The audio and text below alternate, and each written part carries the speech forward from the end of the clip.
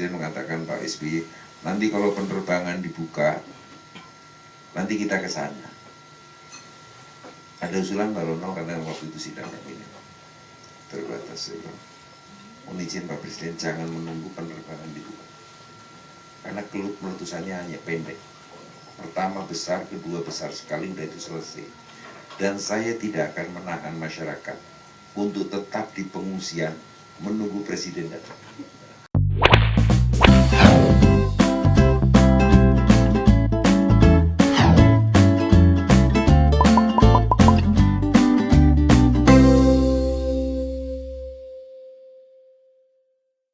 Khawatirkan juga seperti itu, andekan dinding yang kubah itu yang membentuk dinding itu terjadi longsoran, kan itu curam dia, bisa saja menjadi jauh, sangat jauh jangkauan, apalagi kalau volumenya itu banyak. Tetapi kan mendesaknya kubah lava baru ini kan bisa gugur bila didesak kubah lava baru kan, pertumbuhan kubah lava baru.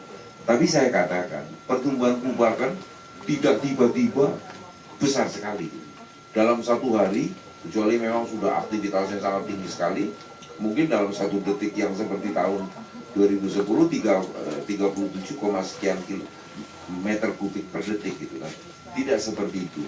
Jadi ada proses pendesakan, proses pembangunan kubah, ya kalau mendesak ke kubah yang saudara khawatirkan, mungkin ya secara perlahan. Kalau secara perlahan ya gugurannya secara perlahan juga gitu kan. Tidak tiba-tiba besok itu terjadi kubah lava yang besar dan mendesak kubah yang sudah lama, yang sudah rapuh. Itu tidak seperti itu, ya kan. Jadi sebetulnya ada waktu pada saat pertumbuhan kubah lava yang berpotensi mendesak kubah lava lama. Ada waktu sehingga saudara masih bisa diberi informasi, ini sudah mulai terdesak dan pertumbuhan ke arah situ. Bahwa kewaspadaan sekarang itu tetap harus, tetapi bukan suatu kepanikan. Yang pertanyaan kepada BPBKG, apakah kubah yang saudara curigai akan longsor ini sudah terdesak sekarang? Sudah sedemikian berapa kritisnya, terdesak dan kemungkinan gugur? Itu yang harus dipertanyakan kepada BPBKG. Saya tidak tahu ya, volumenya berapa kalau sudah terdesak, ya kan? Nah kalau sudah terdesak dan volumenya bertambah terus, maka potensi gugur itu bisa terjadi. Terus tadi air menjadi keruh. Peningkatan aktivitas gunung api itu tidak membuat daerah sekitarnya panas. Maka pernah kan di Facebook itu, Jogja sekarang menjadi panas. Wah, Merapi itu aktif, ya kan? Tidak seperti itu. Jadi peningkatan panas itu pasti karena itu energi kan. Peningkatan aktivitas gunung api kan peningkatan energi di dalam tubuh gunung api. Bisa berupa energi panas, bisa menjadi energi potensial kembang kempisnya gunung, bisa menjadi energi getaran berupa kegempaan, itu iya. Tetapi tanah atau batuan tubuh Gunung Merapi itu sangat sulit untuk menghantarkan temperatur di dalam tubuh Gunung Merapi keluar. Tidak mungkin Gunung Merapi aktif itu panasnya sampai dirasakan Jogja. Jangan-jangan Kaliurang pun tidak merasakan, tidak mungkin, ya kan? Terus kemudian juga air menjadi keruh, itu juga sulit sekali karena mata air itu sudah menjadi proses permukaan. Pastilah tadi orang nambang yang bikin masalah, dan nambang terlalu dalam. Kalau misalnya ada penggalian, aliran air di bawah tanah kan melalui lapisan tanah. Kalau di suatu tempat dipotong, alirannya kan kepotong, yang nggak keluar lagi lah di bawahnya. Seperti saya punya pipa yang mengalirkan dari sini sampai 5 km.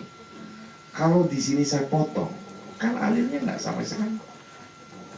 Saya khawatir, saya tidak tahu persis, bisa saja itu terjadi penggalian tambang yang memotong aliran air bawah tanah sehingga bisa sumber air tidak keluar, maupun sebetulnya sumur yang dulu saya sumbang itu, waktu saya survei geolistrik itu reservoirnya cukup besar, bahkan itu adalah air yang mengalir dari bawah permukaan di bawah tubuh gunung Merapi. Maka saya kalau cegat di bor di situ, bukan lagi, tidak perlu lagi memompa karena itu menjadi artesis. Artesis kayak apapun juga, kalau aliran air bawah tanah terpotong di atasnya, ya selesai. Saya khawatir mudah-mudahan tidak seperti itu, hanya karena reservoirnya yang kebetulan habis airnya gitu. Makanya dulu waktu mau uter-uterkan titik bor itu mau dipindah, saya mengatakan jika titik itu dipindah, titik bor itu pindah, sekalian aja tidak akan saya bor. Karena disitulah yang paling memungkinkan begitu dibor airnya muncrat sendiri. Selama di atasnya tidak terganggu, maka sebetulnya ya masihlah ada gitu loh. Tapi nggak tahu di atas apakah terganggu atau tidak. Tetapi kalau urat alur air bawah permukaan terpotong, ya selesai sudah kan. Nah, kebetulan memang saya tidak punya akses lagi. Kalau dulu saya mengadakan sumur-sumur bor di daerah sulit air, dan kebetulan di situ ada huntap yang mengalami kesulitan air, maka saya bisa pindahkan karena saya masih pejabat, masih bisa mengultimatum. Selama itu untuk kepentingan orang banyak, saya bisa mengambil risiko, karena pejabat kan harus mengambil risiko demi kepentingan orang banyak. Kalau pejabat nggak mau ngambil risiko, jangan jadi pejabat lah, jadi anak buah saja, menikmati pengambilan risiko dari pejabat. Sama dengan kemarin juga teman-teman dari Muntap kan bikin IPAL ya, instalasi air limbah. Ya saya memang nggak punya gitu untuk sarana itu, tapi ya saya kesana kemarin, tolonglah itu bantu gitu kan. Ya ada sedikit-sedikit walaupun tidak mencukupi, tapi paling tidak ada sedikit sumbangan. Ya saya tidak janji ngobrol-ngobrol nanti bagaimana, di mana ada mata air, karena dari memandang ngebor itu susah. Yang jelas cari mata air sebutnya tinggal dialirkan lewat pipa, tinggal berapa kilometer kan itu, artinya seperti itu. Karena walaupun bagaimana energi sumber pangan dan air itu kebutuhan masyarakat banyak dan pokok. Kalau air nggak ada ya susah, walaupun energi ada gitu. Jadi seperti itu, jangan dulu menjas, oh ini airnya menjadi keruh, ini Merapi menjadi sedang aktif, tidak ada kaitannya seperti itu. Karena begitu mata air sudah prosesnya permukaan, pasti ada gangguan di hulunya sehingga mengotori itu. Kenapa bau belerang? Karena toh pasir-pasir yang terendapkan itu kan dari gunung api, jelas masih mengandung belerang, maka baulah belerang. Itu nggak aneh-aneh, saya nggak aneh-aneh sekali lah gitulah, kira-kira seperti itu. Semoga semua itu bisa mengendalikan diri. Yang menggali boleh, tetapi ya tolonglah kalau memang jangan sampai pada posisi aliran air bawah tanah yang mengaliri di bawahnya. Kan air masuk di Merapi di puncak, kemudian masuk ke dalam tubuh Merapi, dialirkan sampai ke bawahnya. Nah kalau dipotong uratnya di atas, ya di bawahnya nggak dapat gitu loh. Yang itu yang harus sama-sama dimengerti gitu. Bolehlah mencari nafkah, tidak dilarang dan harus, tetapi kehati-hatian demi kepentingan masyarakat banyak kan juga harus diperhatikan. Saya kira itu. Waktu itu saya ini bukan lagi sebagai kepala pusat, waktu itu saya sudah menjadi staf ahli menteri. Cuman memang Bupati Kediri minta ke menteri saya mendampingi, kemudian Blitar juga sama, dan kemudian ditambah lagi tugas pokok daripada staf ahli menteri bidang tata ruang dan lingkungan hidup, salah satunya dalam mitigasi bencana. Oke lah, saya jalankan saja. Nah waktu itu sebetulnya saya melihat data-data Gunung Kelut itu masuk pada suatu fase yang istilah saya point no return, suatu titik yang tidak akan balik. Kelut ke normal kembali, dia akan meletus, hanya waktunya kapan. Maka saya telepon Ibu Bupati Kediri sama Bupati Blitar, waktu itu pukul 14, tolong musikan Mbak Rono, tapi kantor Mbak Rono itu belum memberikan warning awas pengungsi. Saya kan minta sama saya nih, ya saya berikan, termasuk juga relawan-relawan yang ada di Jogja, masuk pada Pak Dejarwo ini. Saya bilang, Anda siap nggak untuk menolong rekan-rekan yang ada di ini apa di Kelut? Inilah saatnya persiapan, semua perbekalan disiapkan untuk suatu saat pergi ke pergi ke Kelut waktu itu. Pukul 16, 18 saya telepon lagi.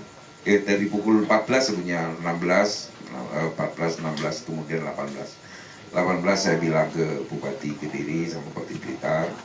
Waktu itu saya lewat sekdanya Val Ali namanya, Sekda Blitar. Sekarang atau saya tidak akan ngomong lagi. Akhirnya semua oke, siap. Dan sekitar jam 10, jam 11 itu malam itu meletus juga. Waktu yang diberikan kira-kira mungkin 4 atau 6 jam, 5 jam.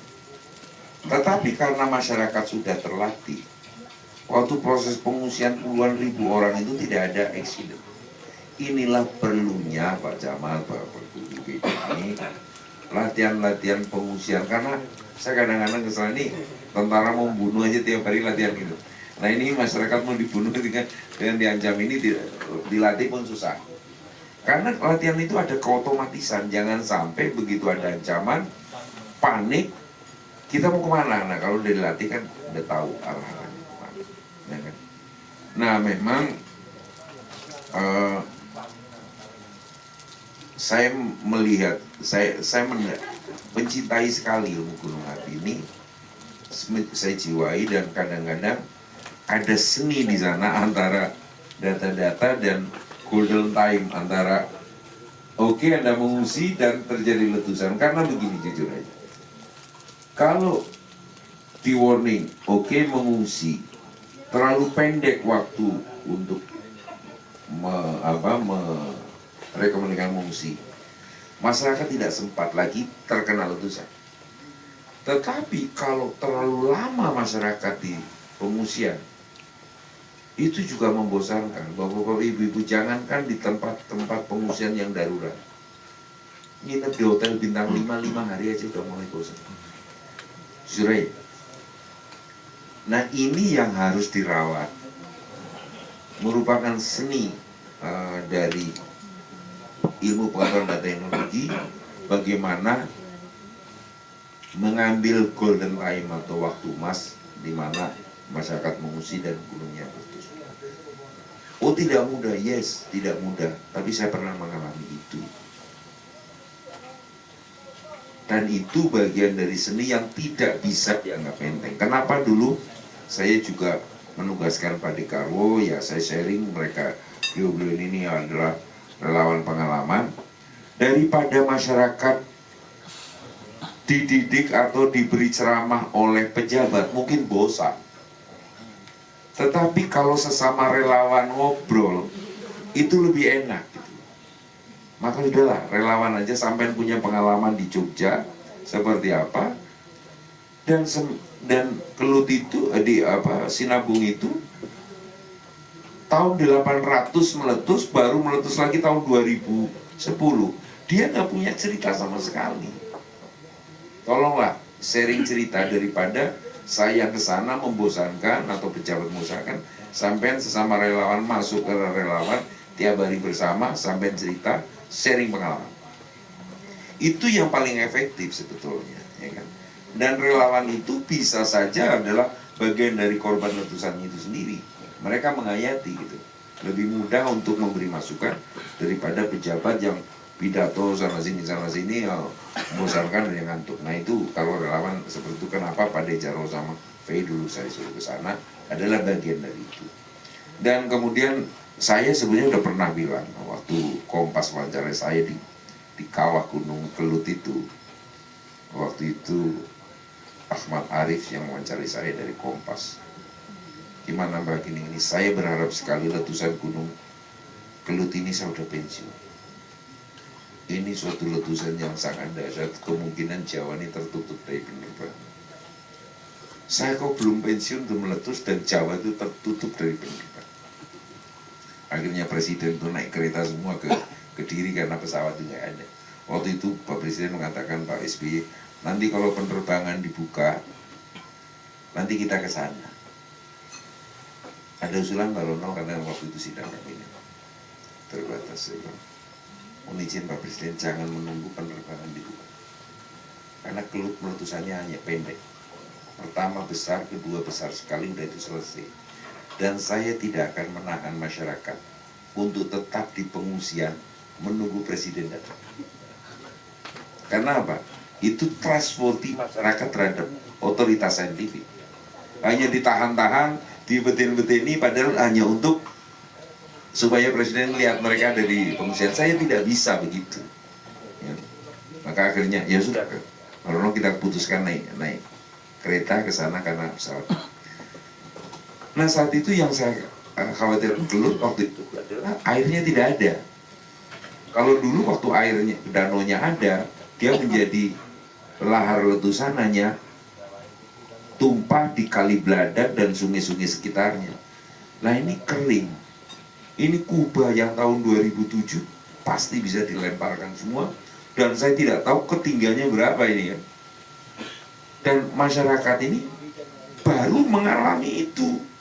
Sekali lagi, mungkin dalam 100 tahun baru mengalami itu. Kelut itu karena terlalu jauh, sudah yang dekat mengungsi udah kelompatan tuh barangnya gitu. Orangnya di sini ini melompat ini. Dan waktu itu relawan dari Merapi, relawan dari Jogja itu gagal berangkat ke Semeru karena Semeru ngirim pasir ke sini.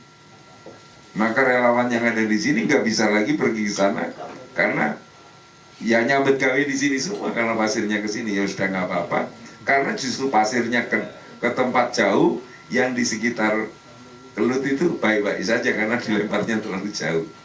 Seperti kalau kita makan, ya mau diangkat tebingnya dikira masih penuh, ternyata kosong begini kan. Karena itu biasanya mengangkat dengan 3 sampai 4 juta meter kubik air, itu nggak ada. Hanya tinggal kubah yang mengangkatnya tinggi sekali. Nah itu saya dulu berharap, ya kalau Kelut meletus mudah-mudahan saya udah pensiun ya gitu kan. Ternyata saya nggak sampai ngalamin. Nah itu, apakah nanti di sekitar Merapi? Ya pastilah. Nggak akan yang macam-macam Merapi itu, kalau kita juga nggak macam-macam. Arahnya juga sudah jelas kan. Ya, sungai-sungai itu, alur lembah itu adalah jalannya lahar hujan maupun awan panas. Baik awan panas guguran maupun awan panas letusan. Hanya awan panas letusan, ya kan, berbeda dengan 2006 pasti ke arah Kali Gendol kan. Waktu 2010 kan kemana saja? Ke sungai semua yang ada di berhulu di Merapi. Tetapi kalau melihat seperti sekarang ini dengan kegempaan yang ada, ya paling banter ya waspada terhadap Kali Gendol, waspada ke barat daya itu harus, karena Kali Gendol itu masih dominan, bukan yang paling lebar ke arah sana, tetapi arah pertumbuhan sekarang kan dominan ke barat daya. Akhirnya ya barat daya akan terancam, bahwa kubah-kubah tadi terancam gugur. Itu potensi ada, potensi kan 0 sampai 100%. Tergantung bagaimana pertumbuhan kubah lava dan bagaimana terproduksi gugurannya. Kalau gugurannya sering kan nggak gede-gede itu. Ya berdoa saja lah kita sering terjadi guguran. Coba bayangkan, saya dulu sempat menyampaikan bahwa setelah ratusan tahun 2010 Merapi akan berubah sama sekali karakternya. Kalau saudara baca laporan dari BPTKG sekarang ini, gempanya pun tidak ada, tapi gugurannya banyak. Kan guguran itu tidak sesuatu yang jatuh dari pohon gitu. Kalau tidak ada desekan ya tidak akan gugur itu. Sekarang Merapi betapa mudahnya lava itu, magma itu keluar menuju ke permukaan menjadi kubah lava, kemudian mendesak kubah lama yang lama menjadi guguran. Semoga lah begitu terus, jangan sampai dipercepat.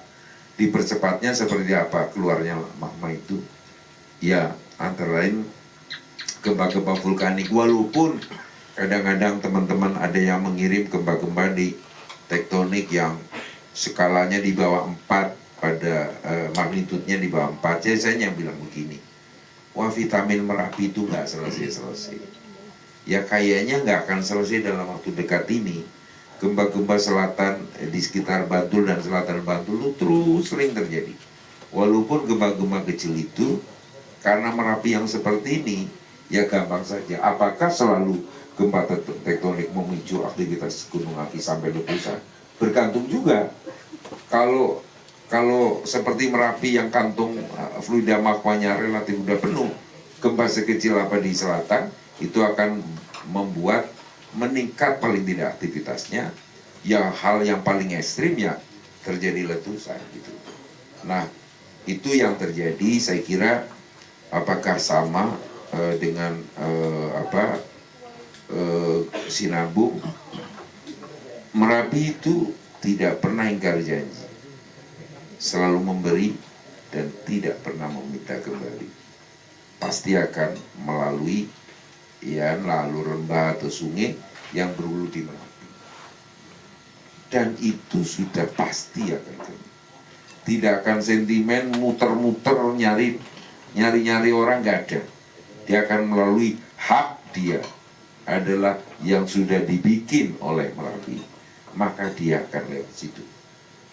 Bahwa di situ ada rezeki, itu adalah yang selalu memberi Merapi. Tetapi jangan serai, harus dengan suatu perhitungan dan harus berani mengalah. Pasti, ya kan, manakala kita berani mengalah kepada alam, maka alam sayanglah kepada kita. Tidak pernah kok alam ini bosan kepada kita, karena memang alam diciptakan untuk kita, ya kan? Saya kira itu.